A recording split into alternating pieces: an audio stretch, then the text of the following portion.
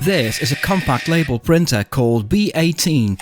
It's a small portable label maker that's supposed to be good for labeling items around a home, office or classroom. At least that's how it's advertised, so we will take a look at it. But before we start, let's see what's in the box.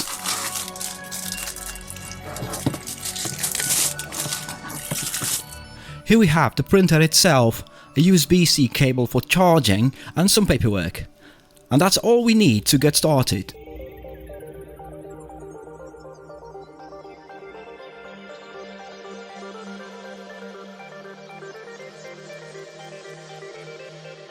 This is how it opens. There's a cassette with the label reels on place, so technically we can start printing.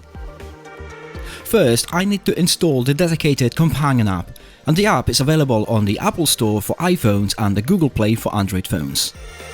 Once the app is installed, power the printer up and pair it with the phone. Open the app and find the B18 in the Bluetooth device list. There it is, tap on it. All done. It's very easy and intuitive to set it up via Bluetooth. It's now ready to print, so I will create my first label. Here's how they look on the iPhone at the left and Android at the right. We have a small number of customization options, including alternative fonts with the various sizes. We also can add images and emojis to our labels, but I want to print a school badge label for my son now, so I will keep it simple. The created labels can be saved within the dedicated cloud, which is good for quick recall. To do this, you will need to create an account. Okay, the labels are ready. Let's print them off now. Please also keep in mind that this printer prints in color and black and white, but I created the most basic quick label now.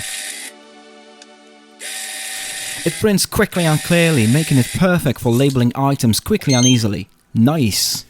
The quality is basic, but it's exactly what I want. What I like is that it's also very easy to set up and use. Simply install the ribbon cassette, download the app and connect the printer to your smartphone via Bluetooth. It cannot be any simpler. By the way, after using it for the past couple of months, I have also discovered that it has a really good battery life. I have only charged it once before the initial use and it took around half an hour.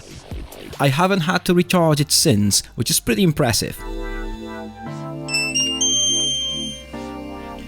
Okay guys, that's it for today. Thanks for watching.